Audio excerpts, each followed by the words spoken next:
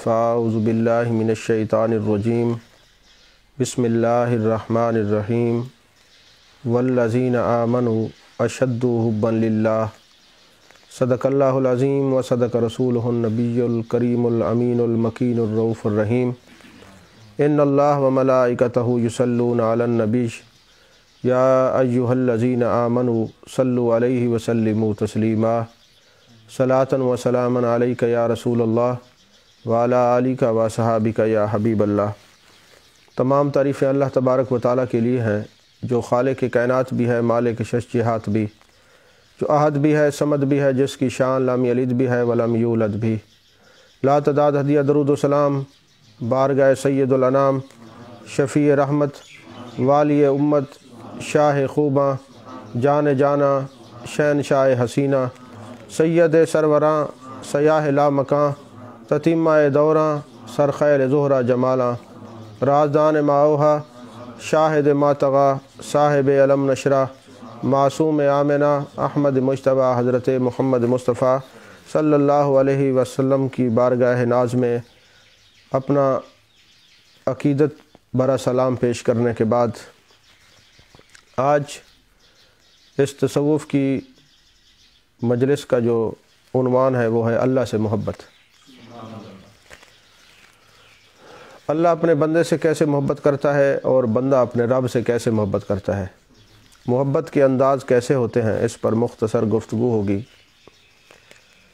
مستشرقین ایک سوال ہمیشہ کرتے ہیں، آج کل بھی یہ سوشل میڈیا پر سوال گردش کرتا پھر رہا ہے کہ آپ لوگوں کے پاس دلیل کیا ہے کہ اللہ آپ سے محبت کرتا ہے؟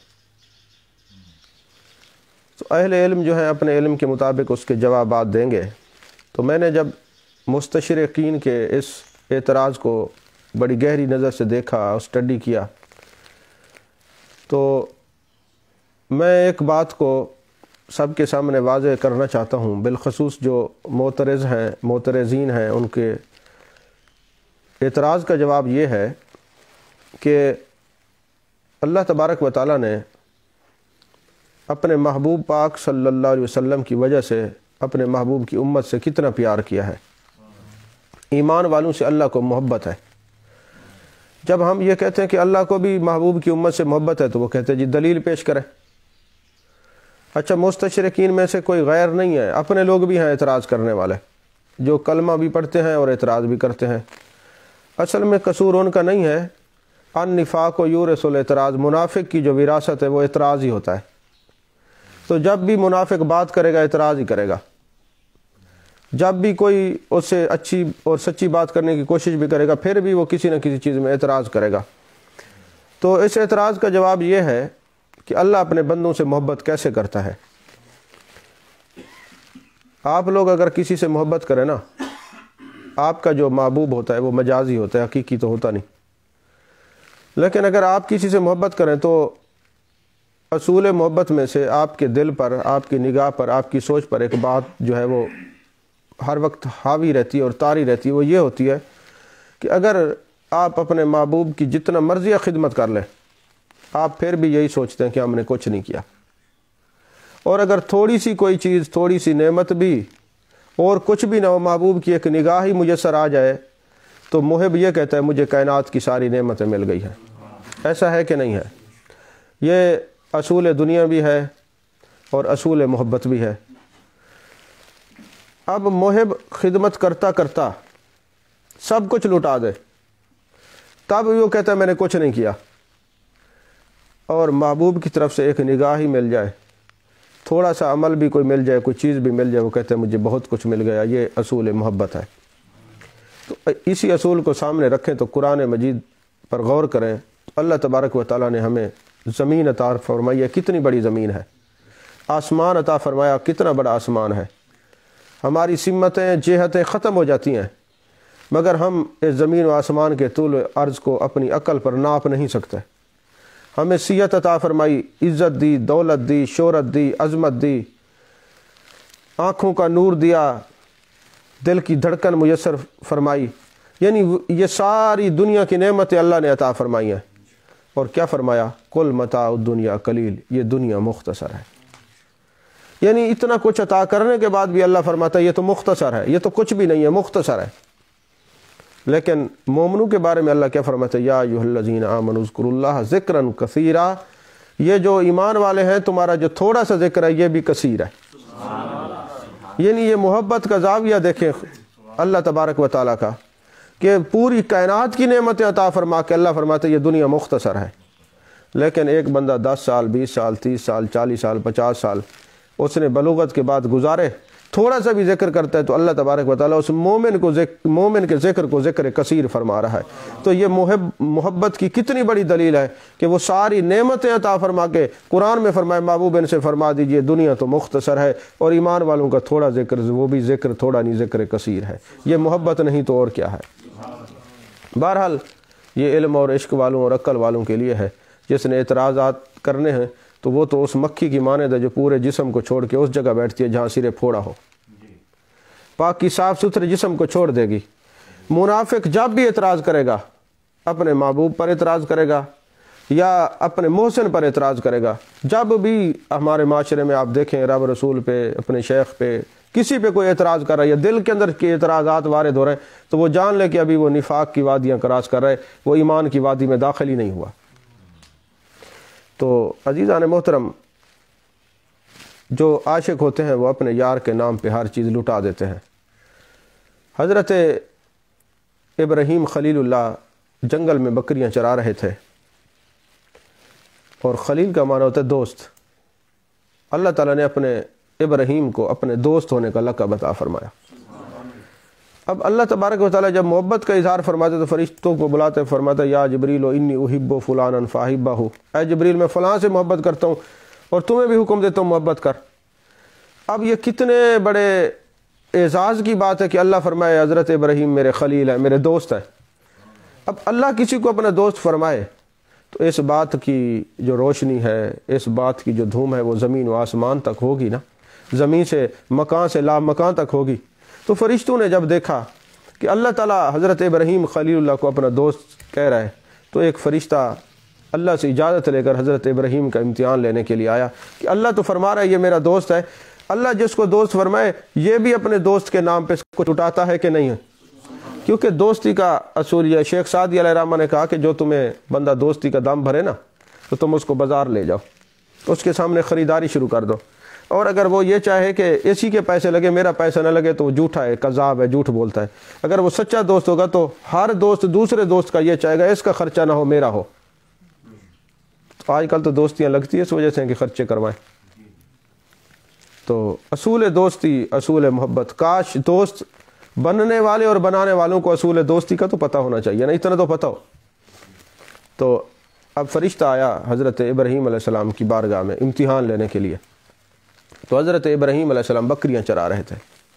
انبیاء نے بکریاں اس لیے چرائیں کہ بکریاں چونکہ نرم طبیعت کی ہوتی ہیں، ان کو چرانے سے دل میں، قلب میں، دل میں نرمی پیدا ہوتی ہے۔ اس حکمت کے تحت جو اعلیٰ لوگ ہیں وہ بکریاں چراتے ہیں تاکہ حلم پیدا ہو، طبیعت کے اندر نرمی پیدا ہو، رقیق القلب ہوں۔ اسی طرح جو گھوڑے چرانے والے ہیں ان کی طبیعتوں میں سختی ہوتی ہے۔ یہ جانوروں کی جو چرانے کی حکمتیں یہ بھی ایک علیحدہ علیحدہ جدا جدا ہیں۔ تو حضرت ابراہیم علیہ السلام بکریاں چرا رہے تھے تو فرشتہ آیا، اس نے کہا سبحان ذی الملک والملکوت، سبحان ذی العزت والعظمت والحیبت والقدرت والکبریاء والجبروت۔ جب فرشتہ نے یہ کہا نا تو ایک دم بھی چھپ نہ سکی محبت جب تیرا کسی نے نام لیا۔ تو حضرت ابراہیم علیہ السلام کے سامنے جب ان کے محبوب حقیقی کا نام لیا گیا، میں یہ کہہ دوں کہ خلیل کا معنی دوست ہوتا ہے اور ہماری زبان میں دوست کو یار کہتے ہیں۔ تو جب حضرت ابراہیم علیہ السلام کے سامنے ان کے یار کا نام آیا نا تو آپ تڑپ گئے اور فرمانے لگے آئے میرے یار کا نام لینے والے، ایک بار پھر مجھے اپنے یار کا نام سنا۔ تو فرشتے نے کہا اگر میں آپ کے سامنے یار کا نام سناؤں تو مجھے کیا دو گے؟ تو حضرت ابراہیم خلیل اللہ نے فرمایا یہ جو بکریاں چرا رہا ہوں آدھی تیری ہے۔ اس نے پھر پڑھا سبحان ذی الملک والملکوت، سبحان ذی العزت والعظمت والحیبت والقدرت والکبریاء والجبروت۔ پھر جناب والا آپ تڑپ گئے، وہ کیفیت طاری ہو گئی یار کا نام سن کے، آنکھوں سے آنسو روا ہو گئے اور فرمایا اے پکارنے والے ایک بار پھر میرے یار کا نام مجھے سنا۔ انہوں نے کہا جناب اب کیا دیں گے؟ فرمانے لگے ساری بکریاں تیرے سپرد کر دوں گا۔ آج ہم محبوب کی نعت سن کے جب پیسے دیتے ہیں تو لوگ اعتراض کرتے کیوں دیتے ہو؟ میں نے کہا حضرت ابراہیم خلیل اللہ کی سنت ہے کہ یار کا نام ہے تو سب کچھ لٹا دو۔ تو عزیزان محترم، پھر حضرت ابراہیم خلیل اللہ اس کیفیت سے باہر ہے، فرمایا ایک بار پھر میرے یار کا نام لے۔ تو انہوں نے کہا کہ اب کیا دو گے؟ فرمانے لگے بکریاں چرانے کے لیے چرواہے کی تو ضرورت ہوگی نا، ہاں جی، تیری ایک نگاہ کی قیمت میری ساری زندگانی، تو اگر قبول کر لے تو ہے یہ تیری مہربانی، کہ بس تو ایک بار پھر میرے یار کا نام لے، میں اپنا آپ بطور چرواہا پیش کر دوں گا۔ پھر نام لیا تو جب اپنا آپ بھی یار کے نام پہ لٹا دیا۔ اسی لیے کہا کرتے ہیں کہ محبت میں اپنے یار پہ خرچہ کرنے کا نام نہیں، یہاں تو جان دے کے بھی یار کا حق ادا نہیں ہوتا۔ تو اسی لمحہ فرشتے نے عرض کی کہ حضور میں فرشتہ ہوں اور بشری صورت میں آیا ہوں آپ کا امتحان لینے کے لیے، یہ سارا کچھ آپ کا ہے، ہم تو یہ دیکھنے کے لیے آئے تھے کہ جس کو خدا خلیل کہے، اپنا یار کہے، وہ اپنے یار کے نام پہ بھی کچھ لٹاتا ہے کہ نہیں لٹاتا۔ یہی حضرت ابراہیم خلیل اللہ جب آپ کے وصال کا وقت آیا تو اسرائیل علیہ السلام آتے ہیں، تو حضرت ابراہیم علیہ السلام پوچھتے ہیں کیسے آنا ہوا؟ انہوں نے کہا حضور آپ کی روح قبض کرنے کے لیے آیا ہوں۔ تو آپ نے فرمایا ادھر سے رب مجھے یار کہتا ہے اور ادھر سے میری روح قبض کرتا ہے، کبھی یار بھی یار کو مارتا ہے؟ اب جب حضرت اسرائیل علیہ السلام واپس چلے گئے تو اللہ کی بارگاہ میں جب عرض کی کہ میرے مالک تیرا یار تو یہ کہہ رہا ہے، فرمایا جاؤ میرے خلیل کو کہہ دو کبھی یار بھی یار کی زیارت کے بغیر رہ سکتا ہے؟ ارے موت تو دوسروں کو مٹانے کے لیے آتی ہے، یار کو تو یار سے ملانے کے لیے آ رہی ہے۔ یہ تو رب کا دیدار کرانے کے لیے یہ موت طاری کی جا رہی ہے، کوئی مٹانے کے لیے تھوڑی ہے۔ تو وہ کون سا یار ہے جو یار کی زیارت کے بغیر رہ سکتا ہے؟ ویسے حدیث قدسی ہے، میرے آقا کریم صلی اللہ علیہ وسلم نے فرمایا، اللہ ارشاد فرماتا ہے کہ میرے کچھ بندے ایسے ہیں کہ میرے نیک بندوں کو میری ملاقات کا شوق ہے، لیکن میں خدا ان سے زیادہ مشتاق ہوں ملاقات کا، وہ میری ملاقات کے لیے تڑپتے، میں زیادہ مشتاق ہوں کہ ان کی ملاقات کو۔ عزیزان محترم، تو حضرت ابراہیم علیہ السلام ایک مرتبہ، اب دیکھیں نا اللہ بھی کتنا کریم ہے، ایک مرتبہ حضرت ابراہیم علیہ السلام کے پاس ایک شخص آیا جو مشرک تھا۔ آپ نے دسترخوان پہ اس کو کھانا کھلانے کے لیے بٹھایا اور فرمایا کہ تم کھانا کھاؤ لیکن بسم اللہ الرحمن الرحیم پڑھنا۔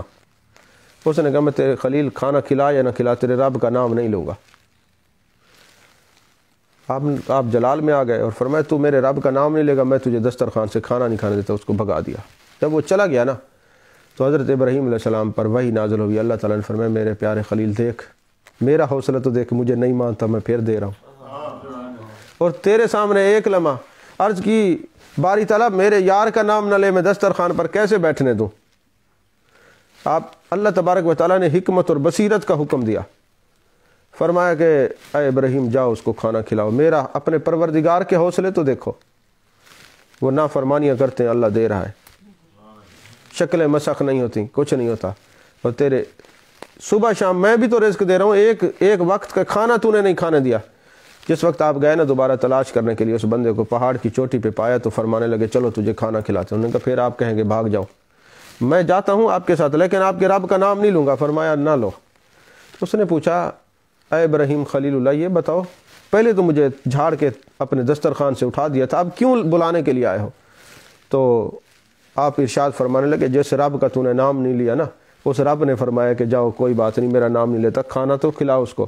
اچھا اتنا کریم رب ہے، پہلے مجھے مسلمان کرو پھر کھانا کھاؤں گا۔ اب یہ جو حضرت ابراہیم خلیل اللہ کھانا کھلا کر رب کی تبلیغ کر رہے ہیں یہ صوفیاء کی سنت ہے۔ اصل یہ ہے کہ یہ جو لنگر کھلانا ہے اور پھر تبلیغ کرنا اور پھر جناب والا اللہ کی محبوب کی اور اللہ کی بات بتانا یہ انبیاء کی سنت ہے۔ میں حضرت امام احمد بن حنبل کے متعلق اکثر ایک بات پڑھتا ہوں، رات پھر میں مطالعہ کر رہا تھا تو بات میرے ذہن میں دوبارہ آ گئی کہ جو آدمی دسترخوان جس کا کشادہ رہتا ہے نا اس کی دعا رد نہیں ہوتی، اس کی دعا قبول ہوتی ہے۔ میرے پاس اکثر لوگ آتے ہیں جی وظیفہ بتائیں قرضہ اتر جائے، میں کہتا ہوں دسترخوان کشادہ کرو، اور تجربے سے ثابت ہے جس کا دسترخوان کشادہ اس پہ قرضہ نہیں چڑھتا، ہوتا ہے تو اتر جاتا ہے۔ دسترخوان جو ہے وسیع کرو۔ حضرت امام احمد بن حنبل جو ہے نا وہ ایک جگہ پہ تشریف لے گئے تو آپ کچھ تجارت کرتے تھے، تو ایک مکان کے وہ سامان جو بیچنے کے لیے گئے تو رات کو دیر ہو گئی، ایک مکان کے آگے نا سو گئے۔ وہ مکان جو ہے کسی بخیل کا تھا۔ وہ جب باہر نکلا اس نے کہا کوئی بندہ میرے گھر کے سامنے سویا، انہوں نے پاؤں کھینچے اور اس کو آپ کو گھسیٹ کے نا دوسرے مکان کے سامنے پھینک گیا، حضرت امام احمد بن حنبل کو رحمۃ اللہ علیہ کو۔ اب وہ جو گھر والا تھا نا جس کے گھر پھینک کے گئے تھے سامنے، وہ نکلا نا، اس نے کہا کوئی مہمان آیا ہے۔ وہ اپنے گھر لے گئے، ان کو کھانا کھلایا اور بڑی ان کی آؤ بھگت کی، دسترخوان پہ بیٹھے ہوئے تھے تو باتیں چل پڑیں۔ حضرت امام احمد بن حنبل نے پوچھا تم کیا کام کرتے ہو؟ اس نے کہا حضور والا میں جو کماتا ہوں نا اس میں آدھا حصہ گھر میں خرچ کرتا ہوں، آدھا دوستوں کو، رشتہ داروں کو، عزیز و اقربا کو، مہمانوں کو، مسافروں کو، طلباء کو کھلا دیتا ہوں۔ آپ نے فرمایا اچھا یہ بات ہے تو میرے آقا کریم صلی اللہ علیہ وسلم نے فرمایا جس کا دسترخوان کشادہ ہوگا نا وہ کبھی اس کی دعا رد نہیں ہوتی، دعا قبول ہوتی ہے۔ یہ اللہ والوں کے دسترخوان اس لیے کشادہ ہوتے ہیں، انہوں نے ہر ایک کے لیے دعا کرنی ہوتی۔ تو فرمانے لگے یہ میرے آقا علیہ الصلوۃ والسلام نے فرمایا ہے، اچھا تیری کوئی دعا ایسی ہو جو قبول نہ ہوئی ہو؟ اس نے کہا حضور میں جو بھی مانگتا ہوں قبول ہو جاتی ہے، ایک دعا میری آج تک قبول نہیں ہوئی۔ آپ نے فرمایا کون سی؟ فرمایا میں نے یہ دعا مانگی تھی کہ اے اللہ جو تیرے محبوب کا عاشق ہے امام احمد بن حنبل، جس نے تحفظ قرآن کے لیے اتنے کوڑے کھائے، اسے کبھی میرا مہمان بنا دے، اس امام احمد بن حنبل کو مہمان بنا دے۔ آپ مسکرائے، فرمایا اچھا یہ بندہ گھسیٹ کے تیرے دروازے پہ نہیں پھینک گیا، تیری دعا گھسیٹ کے مجھے تیرے دروازے پہ لے، میں ہی امام احمد بن حنبل ہوں۔ عزیزان محترم، اور پھر جو عاشق ہوتے ہیں نا وہ ہر وقت اپنے محبوب حقیقی کی بات سوچتے رہتے ہیں۔ جیسے ایک دن میرے آقا کریم صلی اللہ علیہ وسلم اپنے گھر تشریف لائے نا تو دیکھا حضرت ام المومنین حضرت عائشہ صدیقہ رضی اللہ تعالیٰ عنہ درہم دھو رہی ہیں۔ اس وقت جس چیز سے بھی صابن تھا یا جو چیز بھی تھی سب صاف کر رہی ہیں۔ میرے آقا علیہ السلام نے پوچھا یا عائشہ یہ کیا کر رہی ہو؟ تو آپ نے جواب دیا یا رسول اللہ صلی اللہ علیہ وسلم آپ خود ہی تو ارشاد فرماتے ہیں جب کوئی بندہ صدقہ خیرات کرتا ہے نا سائل کے ہاتھ میں بعد میں جاتا ہے، رب العالمین کے ہاتھ میں پہلے جاتا ہے۔ تو اس لیے میں صاف کر رہی ہوں کہ جب میں نے یہ صدقے کے لیے پیسے رکھے ہوئے یہ دوں گی تو میرے رب کے ہاتھ میں جو جائیں جو اس کی شان کے مطابق ہے تو صاف ستھرے ہوں۔ یہ ہے قل ان صلاتی و نسکی و محیایا و مماتی للہ رب العالمین۔ اور پھر عاشق جو ہوتے ہیں نا وہ اپنے یار کا گلہ بھی برداشت نہیں کرتے۔ اس پر دو روایات مجھے یاد آ رہی ہیں، اس مضمون میں شامل نہیں تھیں، ابھی عشق کی بات میں مجھے اب کافی ساری باتیں ذہن میں آ رہی ہیں۔ حضرت ذوالنیرہ، اس کو زنیرہ بھی پڑھا جاتا ہے، حضرت ذوالنیرہ جو تھیں یہ ابو جہل کی خادمہ تھیں، لونڈی تھیں۔ تو جب انہوں نے اسلام قبول کیا تو دامن اسلام میں آ کر کافی اذیتیں اور مصائب لوگوں کو برداشت کرنے پڑے ہیں۔ تو ابو جہل نے آپ کو اتنا مارا کہ ایک اونٹ کی ہڈی اٹھا کے آپ کے سر پہ ماری، آپ کی بینائی چلی گئی۔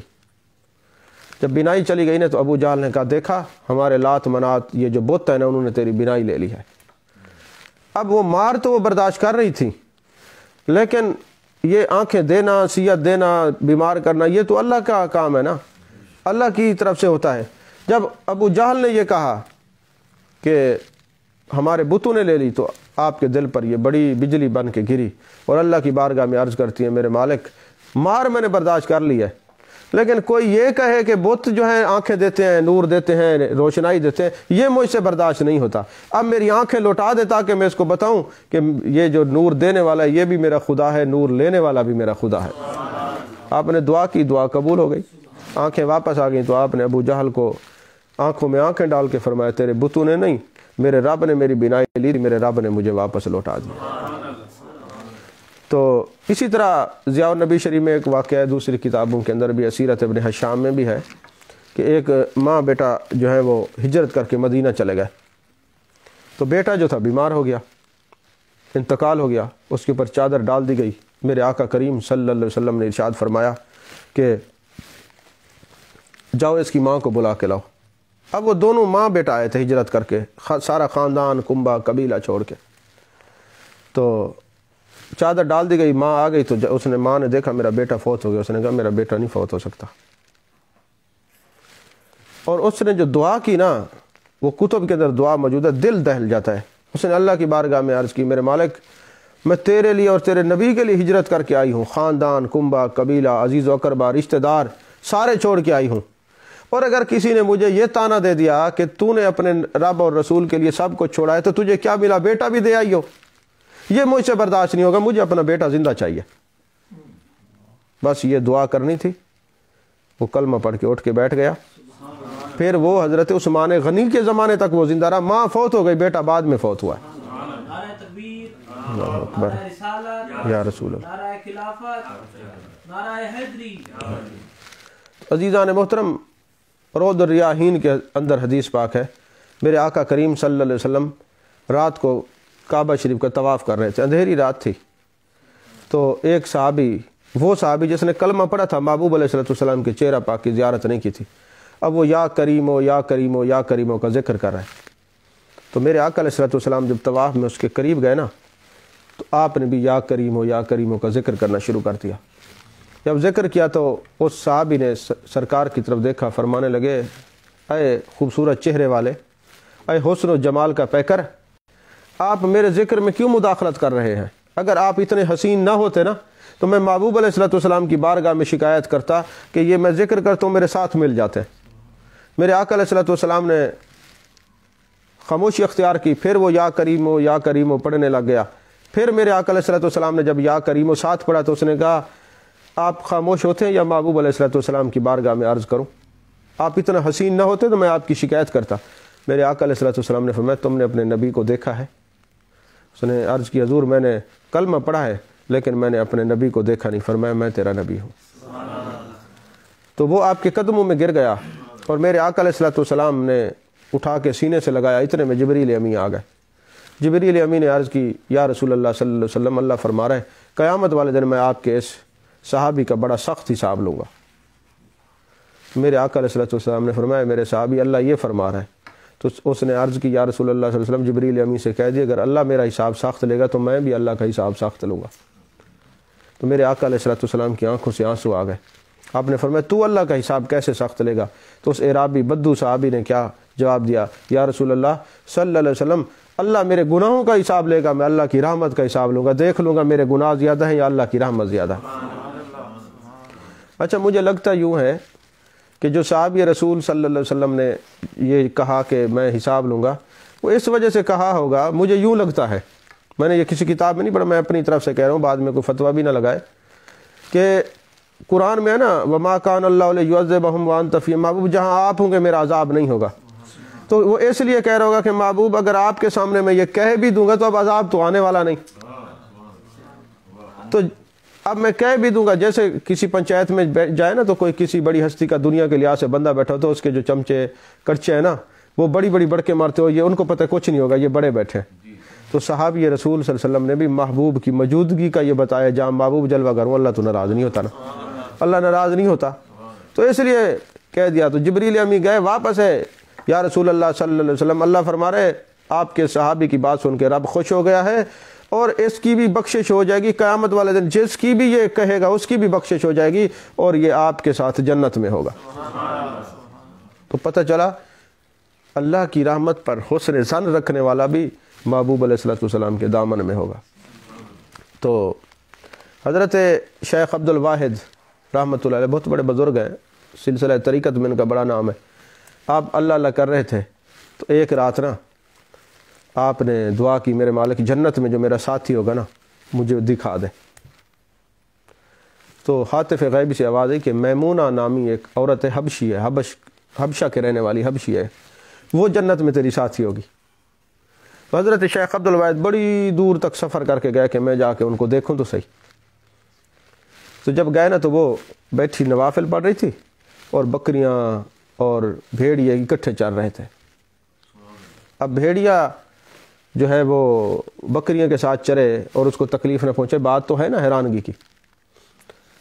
اب جس وقت وہ حضرت شیخ عبد الواحد گئے نا، بھئی عورت نماز سے فارغ ہو میمونہ، تو میں اسے پوچھوں، تو جب انہوں نے سلام پھیرا تو فرمانے لگی، شیخ عبد الواحد ایک چھوٹی سی بات کے لیے اتنا سفر کر کے آئے ہو کہ جنت میں تمہاری ساتھی ہوں گی؟ اور وہ کہنے لگے، جی آپ کو میرا نام کس نے بتا دیا؟ فرمایا جو اللہ تبارک و تعالیٰ کی محبت میں غرق ہو جاتے ہیں تو اللہ فرماتے ہیں میں ان کی آنکھ بن جاتا ہوں، وہ سب کچھ دیکھ لیتے ہیں، تجھے تعارف کرانے کی ضرورت نہیں ہے، مجھے پتہ چل گیا تیرا نام شیخ عبد الواحد ہے اور تو اس نظریے سے آیا ہے۔ انہوں نے کہا اچھا میمونہ ایک بات تو بتا، بات یہ بتا مجھے کہ یہ بھیڑیے اور بکریاں اکٹھی کیوں چل رہی ہیں؟ تو فرمانے لگیں جب کوئی بندہ رب سے صلح کر لیتا ہے نا تو پھر ساری چیزیں آپس میں صلح کر لیتی ہیں۔ یہ اختلافات ہوتے یہ اسی وجہ سے کہ ہم نے رب سے صلح نہیں کی۔ اسی لیے علامہ اقبال نے فرمایا کہ محمد سے وفات نے تو ہم تیرے ہیں، یہ جہاں چیز ہے کیا لوح و قلم تیرے ہیں۔ تو عزیزان محترم، آج ہم اللہ سے محبت کیسے کر سکتے ہیں؟ حضرت ابراہیم بن ادھم سو رہے تھے، خواب دیکھتے ہیں کہ فرشتہ آیا ہے اور اس نے لسٹ بنائی ہوئی ہے کہ اللہ سے محبت کرنے والے کون کون سے لوگ ہیں۔ تو آپ نے فرشتے سے پوچھا حضرت ابراہیم بن ادھم نے کہ میرا نام لکھا ہوا ہے اس میں؟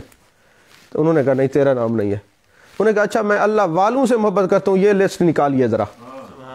تو جب وہ لسٹ نکالی تو پہلے حضرت ابراہیم بن ادھم کا نام لکھا ہوا تھا۔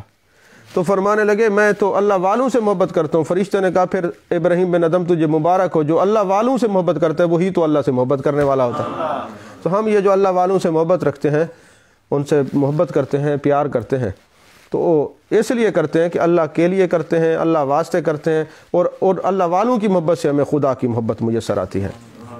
ایک ذہن میں سوال آتا رہتا تھا کہ جب اللہ اتنا کریم ہے، اتنا کریم ہے، تو پھر یہ کریم اپنے بندوں کو سزا کیوں دیتا ہے؟ سوال ہے نا۔ تو یہ اعتراض کرنے والے بھی اعتراض کرتے تھے، میں بھی ان کے مختلف جواب دیا کرتا تھا۔ تو رات میں جب یہ اسٹڈی کر رہا تھا تو تیاری کر رہا تھا تو ایک نئی بات نا مجھے ملی ایک کتاب کے اندر، اور مجھے بات سمجھ آ گئی کہ اللہ سزا کیوں دیتا ہے۔ دنیا میں کبھی رزق تنگ ہو گیا، اور مومنین کے کبھی اولاد کی موت ہوتی ہے، اولاد کی کثرت ہوتی ہے، کبھی رزق کی کثرت ہوتی ہے، کبھی نفع ہوتا ہے، کبھی نقصان ہوتا ہے۔ یہ امتحانات بھی ہیں، آزمائشیں بھی ہیں، سزائیں بھی ہیں، مختلف معاملات ہیں۔ میں اس کی طرف نہیں جا رہا۔ سوال یہ پیدا ہوتا ہے جب اللہ اتنا کریم ہے، اتنا کریم ہے، پھر دیکھو نا کوئی بندہ گندم کا بیج بوئے، پھر وہ گندم لگ جائے، پھر اس کو تھریشر کے مراحل میں گزارے، پھر ایک طرف گندم ہو، پھر ایک طرف بھوسا ہو، پھر وہ گندم کو آگ نہیں لگاتا، اس کا دل ہی نہیں کرتا۔ تو یہ مخلوق پیدا کی گئی، پھر یہ جلائے گا، پھر یہ جہنم، یہ سارے معاملات، یہ سزا کیوں دیتا ہے؟ تو یہ سوال مجھ سے ہوتے تھے، میں مختلف جواب دیتا تھا۔ لیکن رات میں نے جب ایک جگہ ایک بات پڑھی نا تو میں بڑا حیران ہوا، اور میرے دل میں اور اللہ اور اس کے رسول صلی اللہ علیہ وسلم کی محبت ہو گئی، اور پھر آزمائشیں میرے سامنے ایسے لگتی تھی کہ یہ بھی ایک اللہ کا پیار ہے، یہ سزا نہیں ہے۔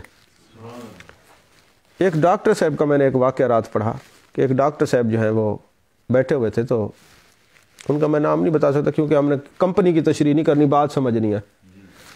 تو ان کو فون آیا کہ آپ ریڈی رہیں اور فلاں ملک کی جو سفیر ہے آپ سے ملاقات کے لیے آ رہی ہے۔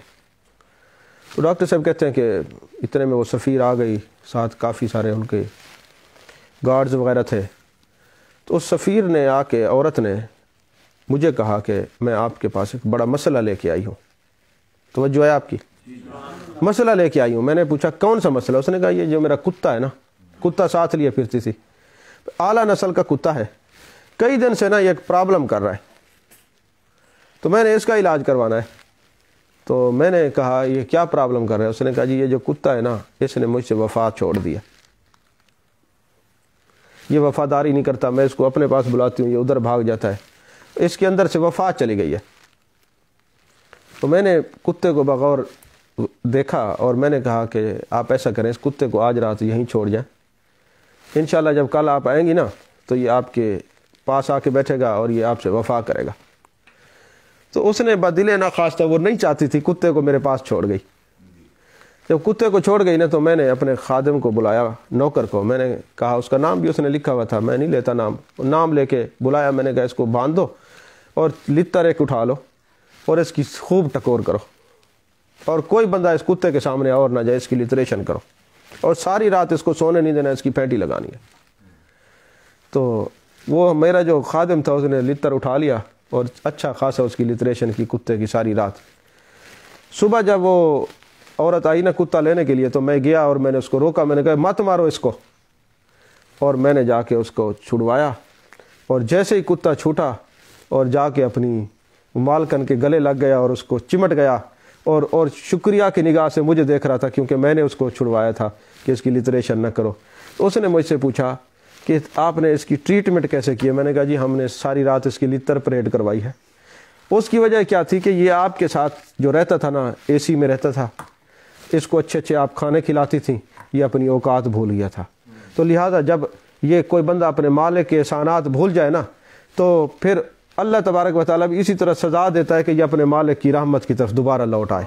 تو اس لیے میں نے اس کی رجسٹریشن کی ہے، تاکہ آپ نے دیکھا کہ اب یہ مجھے بھی دیکھ رہا ہے کہ یہ میرا محسن ہے، اس نے مجھے چھڑوایا ہے، اور آپ سے بھی آ کے لپٹ گیا ہے، اور اس نے اپنے مالکن کی پہچان کر لی ہے، اس لیے کہ اس کو پتہ چل گیا ہے کہ یہ اس کو آسائشات مل رہی تھیں، اس کو سہولیات مل رہی تھیں، یہ اپنی اوقات بھول گیا تھا۔ اب اوقات اس کو یاد کروائی ہے تو اس کو یاد آ گئی۔ تو میرا نقطہ جو تھا کہ اللہ سزا کیوں دیتا ہے، اس لیے دیتا ہے، پریشانی آزمائشیں اس لیے دیتا ہے کہ یہ اپنے مالک کی پہچان کر لیں، اپنے مالک کی رحمت کی طرف لوٹ کے آ جائیں۔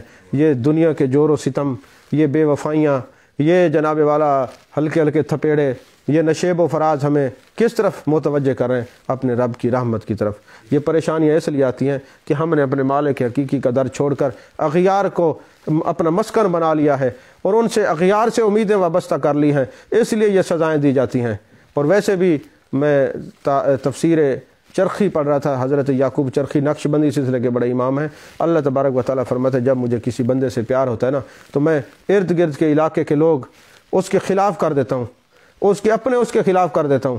یہ بھی اللہ کا ایک پیار ہے کہ اگر میں ان کو خلاف نہ کروں اور لوگ ان سے محبت کرنا شروع کر دیں تو پھر کیا ہوگا؟ یہ ان کی محبت میں غرق ہو کے اپنے رب کو بھول جائے گا۔ یہ جس طرف بھی جائے گا لوگ اس کے خلاف ہوں گے، اس کی توجہ اپنے رب کی طرف رہے گی۔ یہ سزا کا جو کنسیپٹ ہے، اس میں بھی اس کا پیار ہے کہ یہ پریشانیاں، یہ ابتلا، یہ آزمائشیں بھی اس لیے آتی ہیں کہ یہ اپنے رب کے دروازے کو چھوڑ چکا ہے۔ اور میں کہا کرتا ہوں نا کہ آپ کبھی غور سے مشاہدہ کریں تو آپ کو پتہ چلے گا کہ عام لوگ پھر ہوتے کتے نہیں بھونکتے، جب کوئی فقیر بھیک مانگنے والا آ جائے کتے اس کو پڑ جاتے ہیں۔ وہ کیوں پڑھتے ہیں؟